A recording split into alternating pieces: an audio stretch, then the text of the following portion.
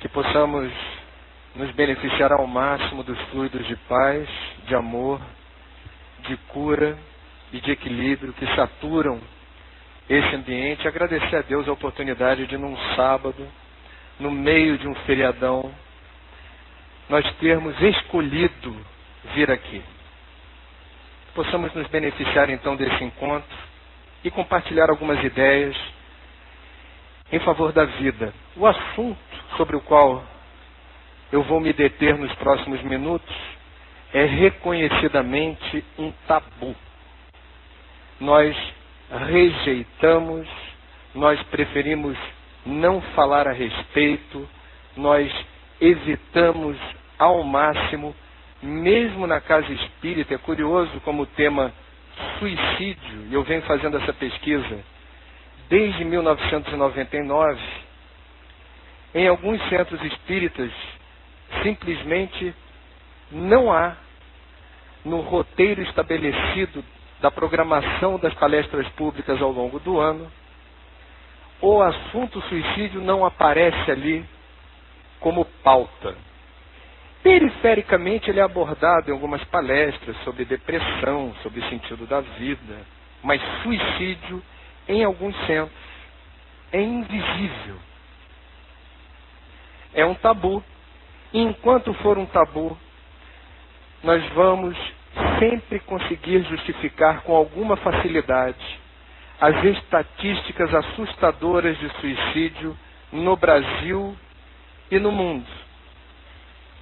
Talvez vocês não tenham essa informação, mas suicídio mesmo no Brasil é caso de saúde pública.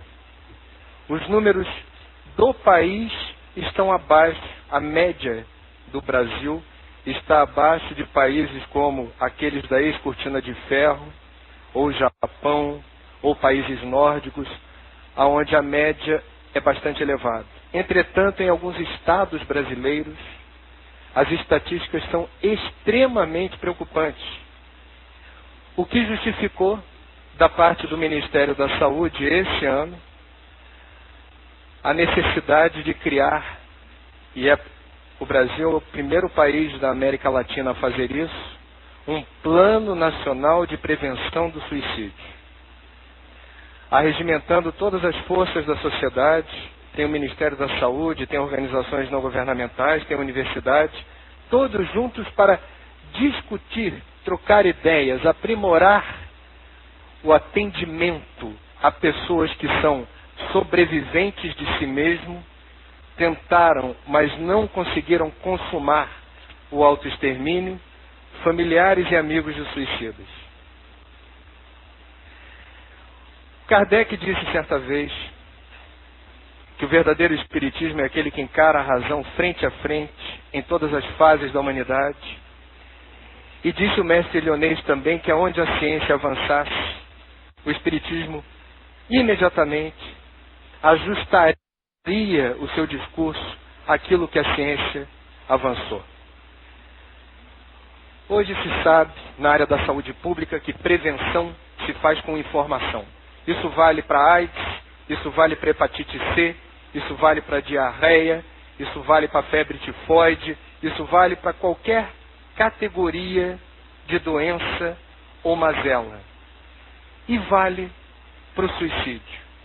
O Dr. Carlos Felipe de Oliveira, psiquiatra do Ministério da Saúde, e que está à frente desse Plano Nacional de Prevenção do Suicídio, disse recentemente, num seminário realizado em Porto Alegre, que é a capital brasileira do suicídio, o seguinte: a alta incidência de suicídios é um problema que pode ser evitado. Na maioria dos casos, existe psicopatologia diagnosticada e tratável. Na maioria dos casos, portanto, pode-se prevenir a ocorrência do autoextermínio, que em todas as categorias de violência me parece a mais brutal.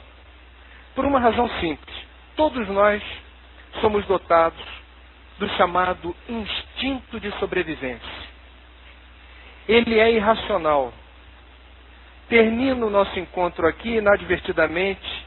Deixa eu me dar como exemplo para não criar constrangimentos ou receios. Eu vou atravessar a rua, estou distraído, ouço um carro vindo em alta velocidade, retiro o corpo rapidamente da frente. Eu não pensei nisso.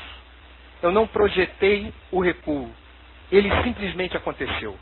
É o meu instinto de sobrevivência que todos nós temos e que, não por acaso, ele protege a vida, porque a vida tem um sentido. E a vida é tão preciosa que precisamos ter uma blindagem em favor da vida inconsciente e irracional. O autoextermínio precisa ser alvo de maiores cuidados entre nós, se não por uma razão estatística, porque há clareza de que a informação é fundamental na prevenção. O que dizem hoje, principalmente os psiquiatras? E pasmem, esse assunto é tão grave hoje em dia no mundo, ele desperta tanta atenção da comunidade médica e científica, que abriu-se espaço para um novo ramo da medicina chamado suicidologia. Chique. Você tem os suicidólogos, que são aqueles que estudam o fenômeno do autoextermínio para o qual não há respostas simples. Primeira questão aonde se avançou em termos de conhecimento. Não é possível dizer que uma determinada causa seja determinante do autoextermínio. Exemplo. Determinada pessoa descobriu-se traída pelo companheiro ou pela companheira, se sentiu humilhada ou humilhado e ficou perdido no mundo, minha vida não tem mais razão de ser, ela é a razão da minha vida, aquelas coisas. E precipita o retorno à pátria espiritual. Alguém dirá, se matou por amor, ou se matou porque descobriu-se traído.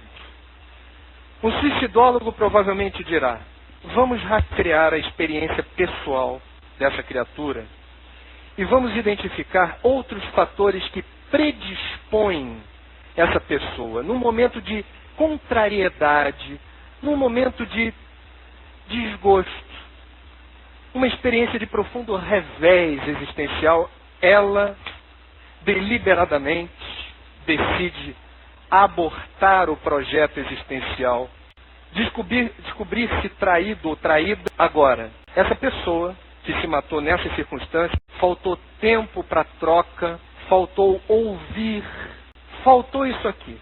Foi uma educação virtual, porque hoje em dia a gente sabe que é um problema da modernidade, pais e mães trabalham e tentam compensar muitas vezes as ausências, cobrindo de presentinhos, né, de brindes, o filho, na expectativa de que aquilo supra a fome que é insaciável, porque todos nós queremos nos sentir acarinhados, abraçados, queremos atenção, e não há substituição para isso.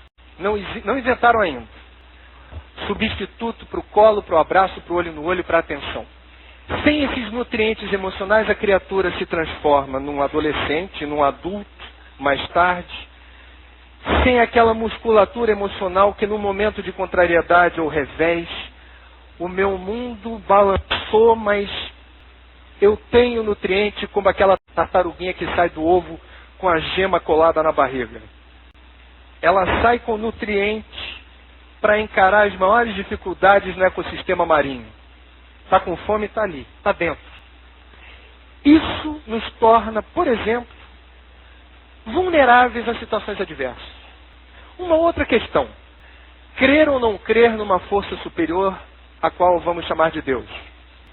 No momento em que a gente tem vontade de dizer para o planeta que eu quero descer, se você acredita em Deus ou numa força superior, não importa qual seja a religião, nem precisa ser o espiritismo, aliás é um luxo ser espírita porque é uma religião fabulosa, uma doutrina fantástica, mas não precisa. Qualquer crença numa força superior também funciona como lastro. que nos vincula à vida e cria constrangimento quando a ideia de driblar a existência, de abortar o projeto existencial vem, surge, essa força superior me segura, é nela que eu me agarro. Opa, não, eu estou aqui, eu tenho um apreço profundo pela vida, ainda que eu não possa explicar nesse momento por que a situação está tão difícil para mim. Eu não estou conseguindo explicar ou entender por que está tudo dando errado nesse momento. Mas eu acredito em Deus. Eu acredito numa força superior e nela eu me agarro. Isso pode ser um preventivo, pode ser algo importante na hora em que bate o desespero, bate a dormência dos sentidos e você não vê luz no fim do túnel. E assim, outros fatores vão predispondo a gente a, numa situação de traição, e cá entre nós é bastante frequente, comum, se todo mundo que se descobre traído resolve precipitar o retorno à pátria espiritual, eu não sei muito bem o que seria. E por que nem todo mundo que se descobre traído resolve se matar?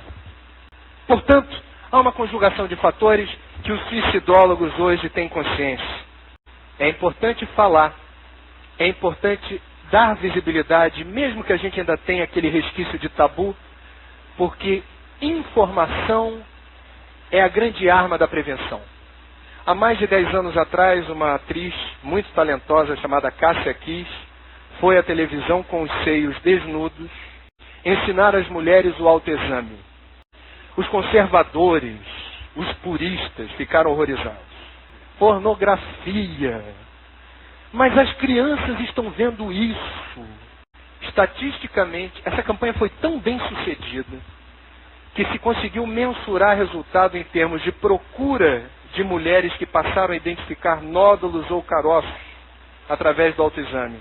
Nos postos de saúde, conseguiu-se evitar o pior, que seria a forma de um crescimento, de um tumor, que lá na frente poderia justificar a retirada do seio ou a administração de um doente terminal que não teve o cuidado de tratar isso na fase embrionária inicial.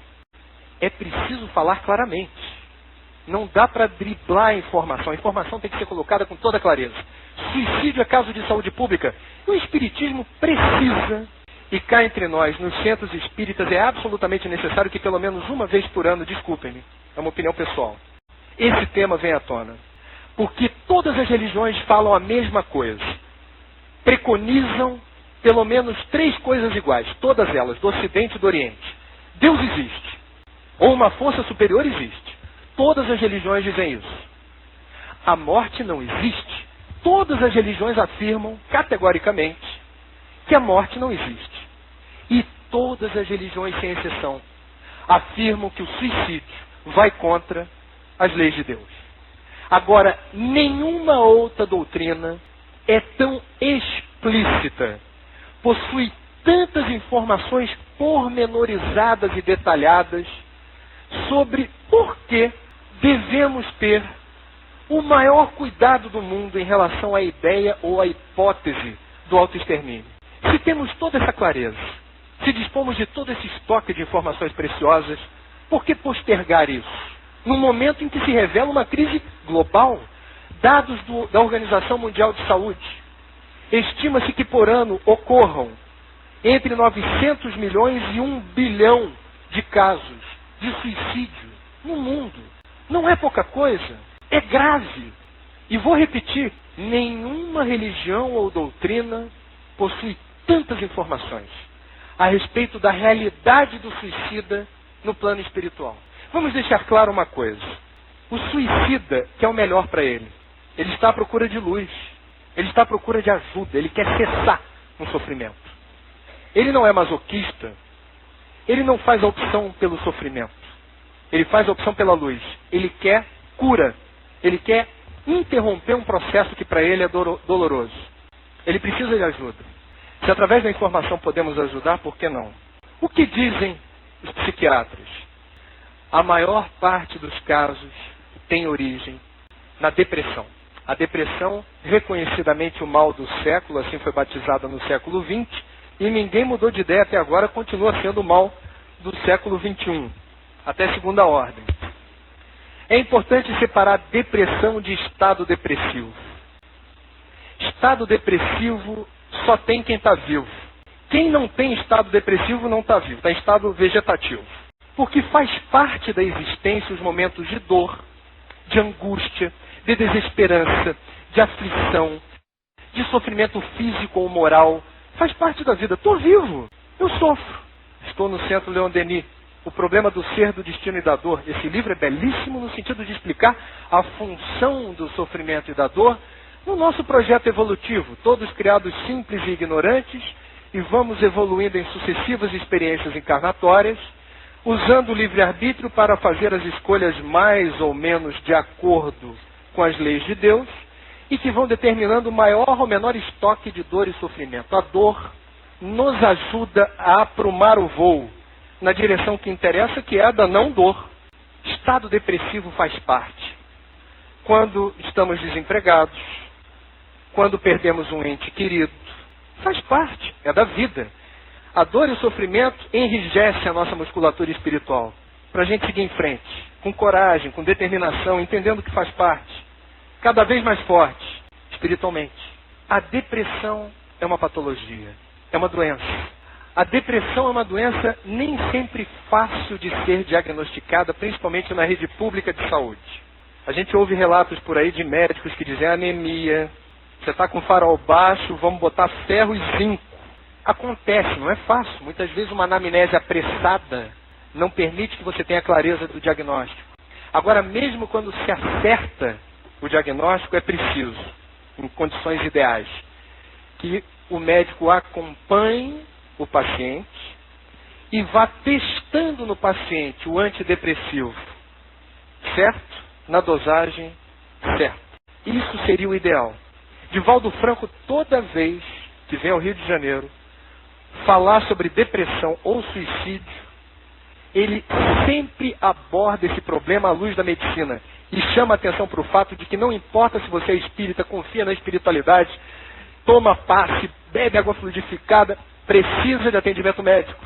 Porque, do ponto de vista do corpo material, corpo físico, a depressão poderia ser explicada como um problema de comunicação entre neurotransmissores. As sinapses cerebrais ficam comprometidas, não há um diálogo adequado e eu me deprimo. Joana de Ângeles diz que as matrizes da depressão estão esculpidas no perispírito da alma culpada.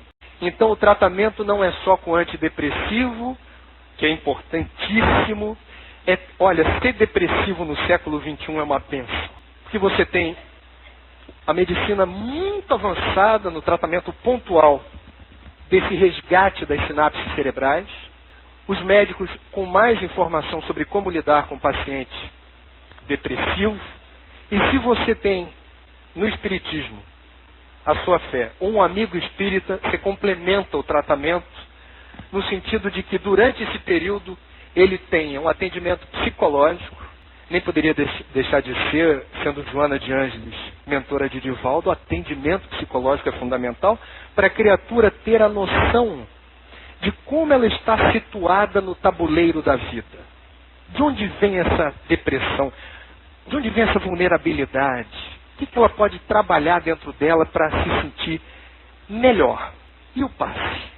Essa intervenção, no sentido de que a criatura possa dispor de recursos importantes na proteção daquelas companhias que por laços de afinidade se aproximam de quem abriu a guarda e se recolheu da vida.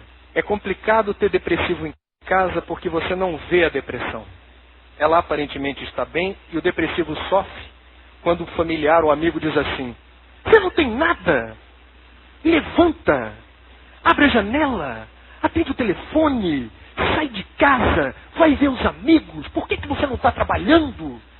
E você olha a pessoa, ela fez exame de sangue, fez 1000 exames, uma bateria enorme de exames, nada aparece. E ela fisicamente está bem, e ela muitas vezes é uma pessoa que tem uma boa renda, um bom emprego, uma família bonita, é espírita e está lá, caiu em si mesma.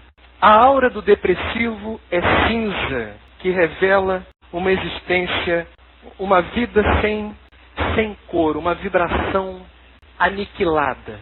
Precisa de ajuda, precisa de apoio. Quem é familiar e quem é amigo e é espírita tem o que fazer. Tem dever de casa aí. É preciso ter paciência. Não se resolve problema de depressão por decreto. A partir de amanhã muda tudo aqui. Não vai funcionar. E quem é parente ou amigo de depressivo, traz aí uma prova interessante. A prova não é só do depressivo. Quem está perto em condição de oferecer ajuda e apoio, está sendo testado no melhor sentido. No sentido do socorro pontual. Olha, eu sei que você não vai melhorar hoje, mas eu estou aqui do teu lado. Eu sei que você não está conseguindo ver luz no fim do túnel, mas eu estou aqui do teu lado. Vamos rezar junto. Tenta rezar junto comigo. Eu estou junto de você. Eu respeito o seu sofrimento. Ele não é meu, mas eu estou acolhendo o seu sofrimento. Eu respeito o seu sofrimento. Isso é muito importante. O que diz o Espiritismo a respeito do suicídio? Esse livro é muito bom. Suicídio e suas consequências, o suicídio no mundo espiritual e ao reencarnar, que foi uma compilação feita pelo Gerson Simões Monteiro, de mensagens psicografadas pelo Chico e pelo Divaldo, e que trazem a questão do suicídio à luz do Espiritismo. Porque não temos muito tempo, eu vou ler apenas um dos capítulos, fazer um resumo, que é o resumo, diz o Espírito Humberto de Campos, irmão X. Ela não possuía consistente fé religiosa. Permaneceu lúcida e por muito tempo quando sobreveio a morte. Porque a morte não existe. Ela ingeriu formicida. Padeceu terríveis sofrimentos ao verificar-se desencarnada. Ouvia os lamentos de seu marido e seu pequenino filho a suplicar socorro. Quando o rabecão lhe arrebatou o corpo imóvel, tentou ficar em casa, mas não pôde. Atirada a um compartimento do necrotério, chorava de enlouquecer. Ao se ver nua na mesa de necropsia, de imediato tremeu de vergonha. Depois de 2 homens abrirem seu ventre sem nenhuma cerimônia na necropsia, aguentou duchas de água fria nas vísceras expostas. Orava, à maneira dos loucos desesperados, sem qualquer noção de Deus. Muitos amigos e parentes desencarnados, isso é lindo, embora procurassem auxiliá-la, não conseguiam. Porque, dada sua condição de suicida, continuava na plenitude das forças físicas, incompatível à comunicação. Eles estavam ali. Nunca estamos sós, mas não havia comunicação. AM, FM. Assistiu ao próprio enterro com o terror que se pode imaginar. Estando mentalmente cega de dor, não podia enxergar os benfeitores espirituais no cemitério. Não sabe quanto tempo permaneceu na cela do sepulcro. Quando a corda magnética cedeu, o laço perispiritual que prende o espírito ao corpo físico, quando esse laço se rompeu, pôs-se de pé na cova. Após muito tempo de oração e remorso, obteve o socorro de espíritos missionários a fim de interná-la num campo de tratamento. Por que essa moça de 32 anos se matou? Ciúmes. Julgava-se traída pelo marido com uma companheira de trabalho. Irmão X diz que isso não ocorria, era fantasia dela, mas que ela tomou aquilo como verdade. Com más companhias espirituais, aquela fantasia foi se materializando na mente, ela cristalizou, ela plasmou aquilo e se matou. Com a morte dela, abriu-se caminho para a aproximação do marido com aquela companheira de trabalho, que de fato havia uma afinidade. Foi isso que a moça percebeu, mas uma afinidade pelos laços da amizade, do companheirismo. Não havia outra coisa. Mas o desaparecimento precipitado por essa jovem facultou as circunstâncias ideais para uma aproximação que houve depois. Foi o que aconteceu. Aí a gente vai tentar entender num outro livro referencial para a compreensão do tema do suicídio, Memórias de um Suicida, da Dona Ivone Pereira, por que, afinal de contas, o suicida continua vinculado ao corpo a ponto de não perceber presenças. A explicação está na página 26 dessa edição da FEB, em que Dona Ivone diz aqui: será preciso que se desagreguem dele, do suicida, as poderosas camadas de fluidos vitais que lhe revestiam a organização física, adaptadas por afinidades especiais da grande mãe natureza à organização astral, ou seja, ao perispírito, as quais nele se aglomeram em reservas suficientes para o compromisso da existência completa. Missionários da Luz, André Luiz, a gente vai ver lá o capítulo em que fala da preparação para o mergulho na carne. São os departamentos da reencarnação. E André Luiz lembra que todos os detalhes inerentes à nossa encarnação não são obra do acaso. Eu vou reencarnar onde? No Brasil ou na Ucrânia? Não é, como dizia Einstein, Deus não joga dados. Se eu nasci no Brasil, no Rio de Janeiro, sou filho do meu pai e da minha mãe, tenho tais irmãos ou tais irmãs, se eu tive maior ou menor dificuldade de ter acesso a uma boa educação, tenho ou não tenho plano de saúde, tenho ou não tenho todos os dentes da boca, num país racista, qual a cor de pele que eu tenho, num país que discrimina homossexuais, e é um fator de suicídio importante, qual a minha opção sexual, tudo isso, em certa medida ou em toda medida, aparece no projeto que é definido antes. E um detalhezinho que também é definido lá. Tempo de vida. Ah, mas eu posso não viver tudo aquilo? Sim, mas o projeto é esse. Ou seja, estima-se que você necessite desse tempo de vida para cumprir tudo aquilo que se espera de você nessa vida enquanto brasileiro, residente no Rio de Janeiro, etc, etc. Aí, essa criatura de 32 anos que ingeriu formicida e que abriu caminho para o marido consumar aquilo que ela tanto temia, o projeto dela não está aqui. Não está aqui no livro. Eu vou usar isso como um exemplo. Ela precipitou o retorno à pátria espiritual com 32 anos. Mas o projeto dela seria 89. O que significa ter um projeto de vida de 89 anos? Significa que o meu estoque de fluido vital é compatível a animar o meu corpo físico durante 89 anos. Vocês se lembram do comercial da pilha Duracell dos coelhinhos batendo prato? Aí você tinha um coelhinho do comercial que era o da pilha Duracell. Todos os outros coelhinhos iam parando antes porque eram outras pilhas. Agora o da Duracell, ó, batendo o prato cheio de gás com aquela pilha alcalina.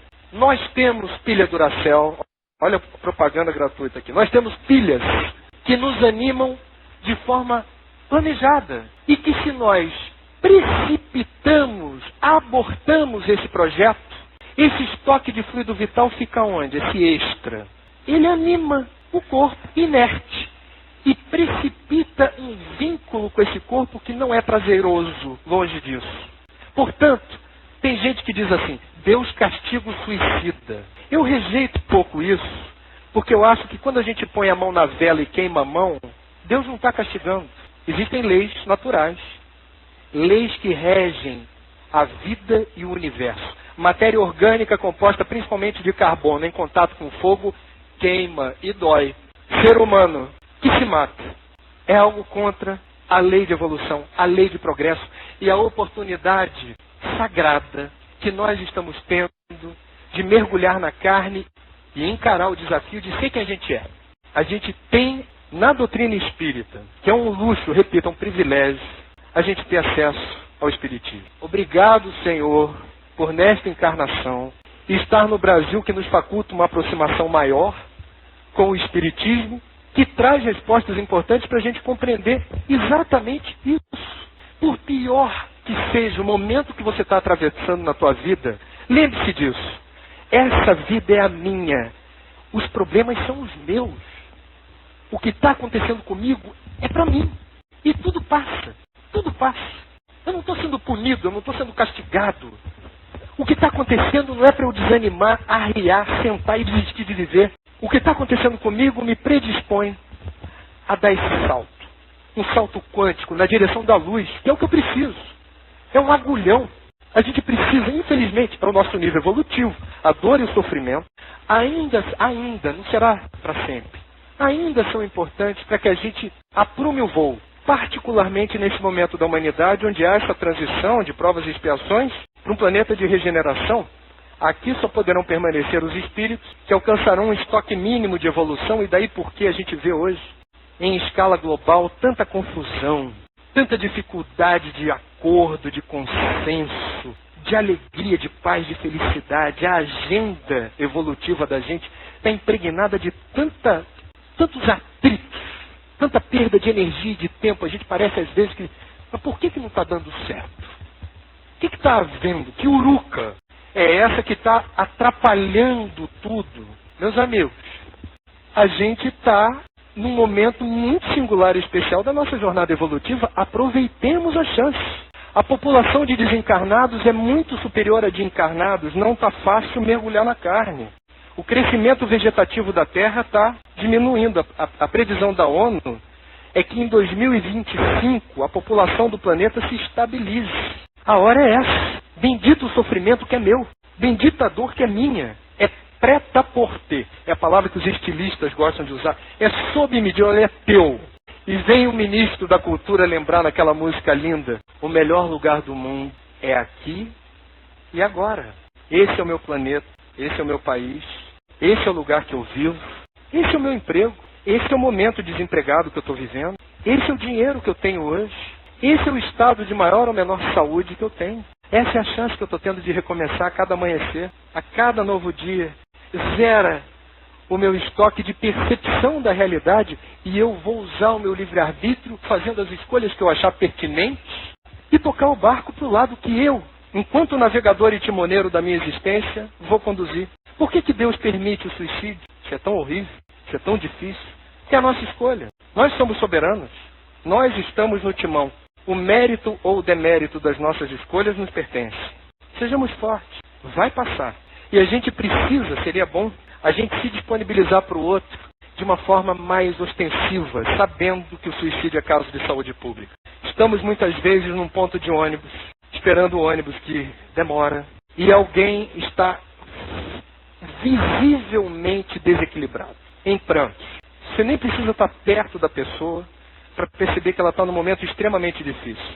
O que muitos moderninhos gostam de dizer? É um momento da pessoa. É um momento da pessoa. Eu não vou invadir o espaço aéreo da pessoa. O que pode estar em curso naquele momento e a gente não se dá conta? No momento de fragilidade, de desespero e de desequilíbrio, o acidente emocional. Ela pode plasmar a ideia de que talvez a vida não vale a pena.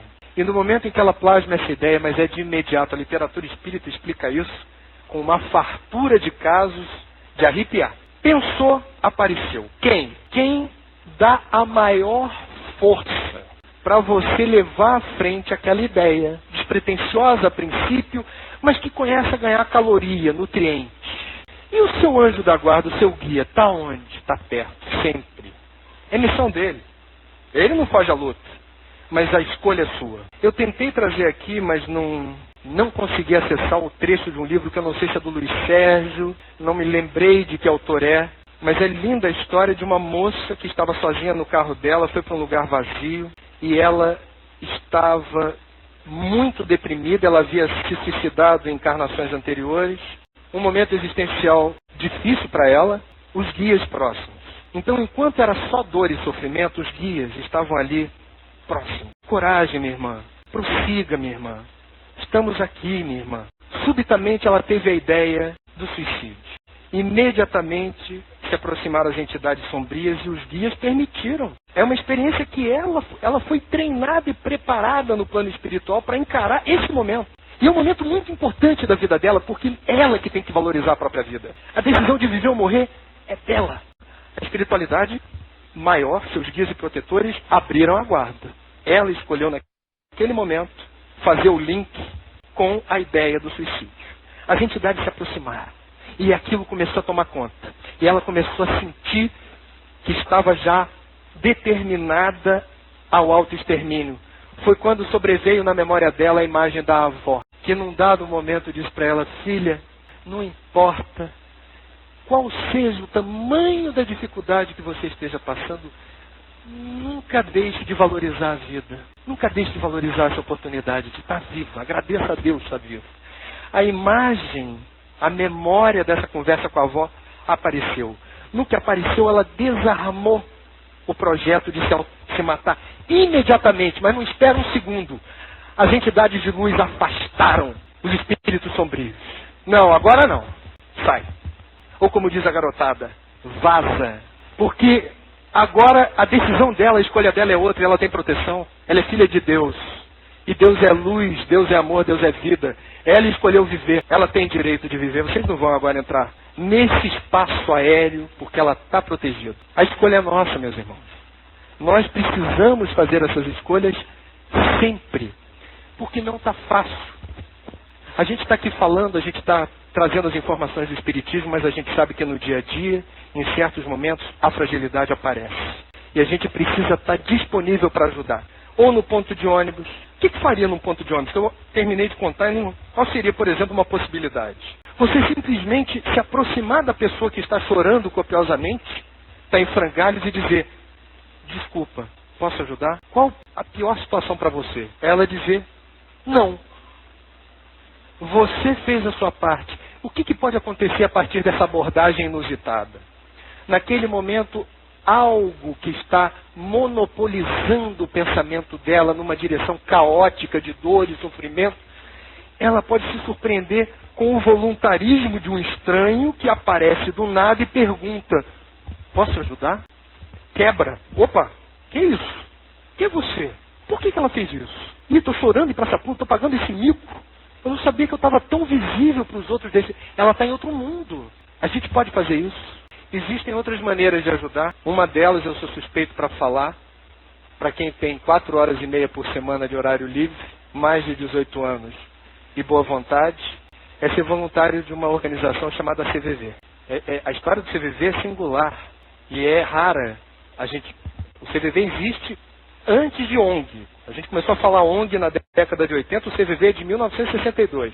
Criado em São Paulo. Uma organização que não tem vinculação nem com religião, nem com política. Os voluntários se reúnem em postos de atendimento 24 horas por dia para oferecer apoio emocional e prevenção do suicídio apenas ouvindo.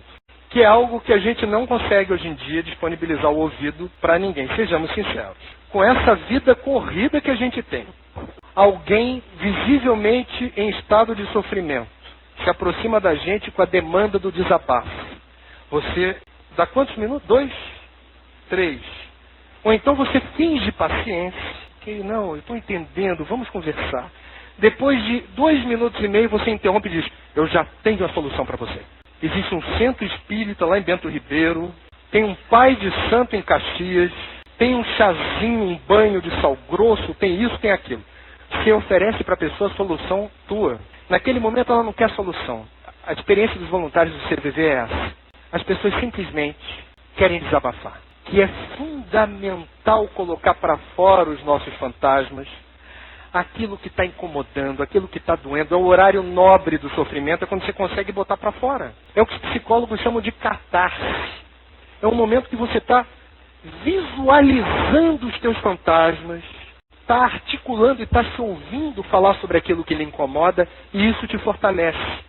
A gente não tem tempo. Imagine a seguinte situação. Tem muitos de vocês dizendo assim, eu não sou assim não, eu dou atenção, se precisa eu dou. Páginas da vida, aquele capítulo, você sintonizado naquele momento, você esperou para acontecer, toca o telefone. É o seu melhor amigo. É o seu melhor amigo. E você atende o telefone grudado na televisão, e você até poderá dizer, fala que eu te escuto. E a pessoa está falando e você não consegue dizer outra coisa para ela senão...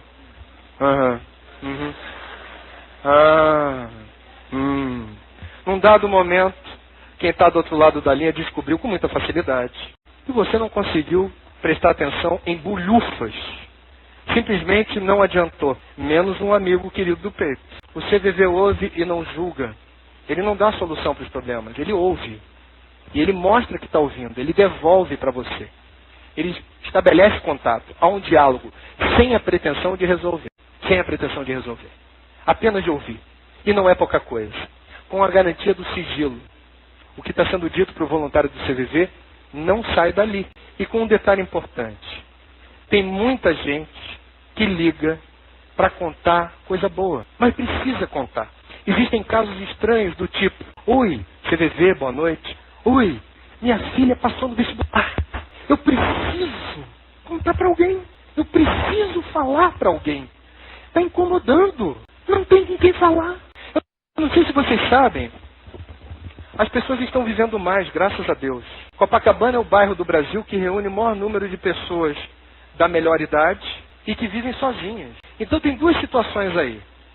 Você pode morar só e não se sentir solitário. E Copacabana é um bairro onde a solidariedade está presente. No jogo de peteca, no carteado, no centro espírita de Copacabana, aparecem os grupinhos. No baile da terceira idade, aquelas coisas. Mas a solidão é um problema, inclusive para você compartilhar as boas notícias. Está lá o CVV também para responder. A Dona Ivone apareceu no aniversário de 10 anos, em 72, do CVV em São Paulo, para dizer que a organização que foi plasmada no plano espiritual para oferecer esse tipo de assistência no Brasil era o CVV e que aqui ela não dá um nome. E ela não deu um nome para ninguém ter expectativa de que o CVV seja um serviço espírita, porque não é. E vejam a grandeza do grupo fundador do CVV em São Paulo, sendo espírita, portanto tendo o esclarecimento que a doutrina oferece, também nos momentos de dor, para criar um serviço que não era proselitista. Não é fácil. E tem algo maior regendo isso. É a própria espiritualidade entendendo a demanda do desabafo. Que precisa de voluntário. Se informem. Quem tem tempo, quem tem essa energia amorosa, quem tem a disponibilidade de fazer a diferença nessa direção do apoio a quem precisa, pode fazer também pelo CVV. Meus amigos, uma recompensa que esses voluntários têm nos postos de atendimento, porque quem determina o tempo da ligação e a hora de desligar é quem liga. O voluntário não tem a noção do resultado do trabalho. E isso às vezes é duro, mas faz parte.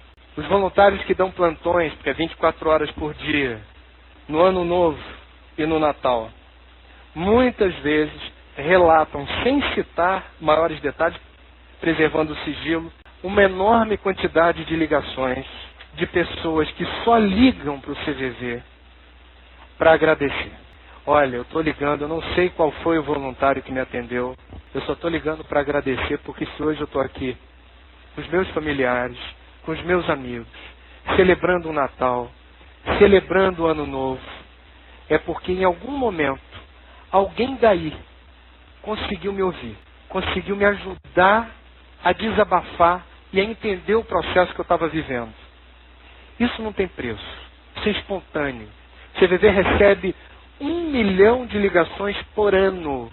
É uma ligação a cada 35 segundos. E não aparece por aí, você não vê outdoor CVV, você não vê o CVV na televisão. E está aí. Existe. É útil. É um atendimento emergencial.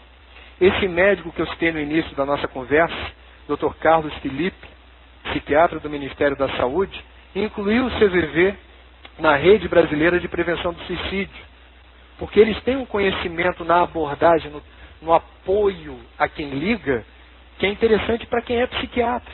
A vida é um bem que precisa ser preservado.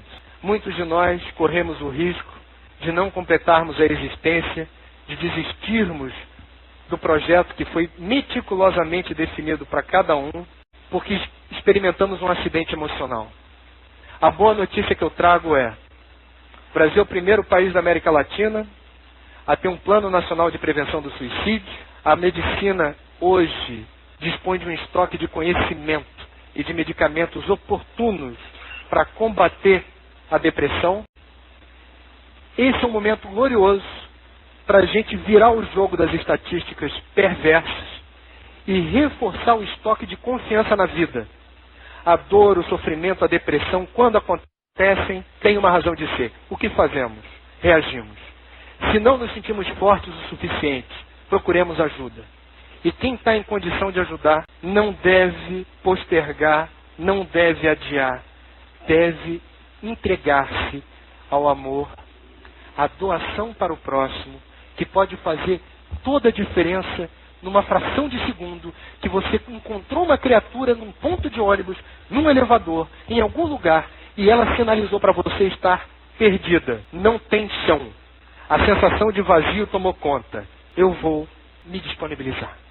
Quem sabe eu posso, pelo menos naquele momento, quebrar uma corrente que já estava se articulando no sentido daquela pessoa simplesmente desistir.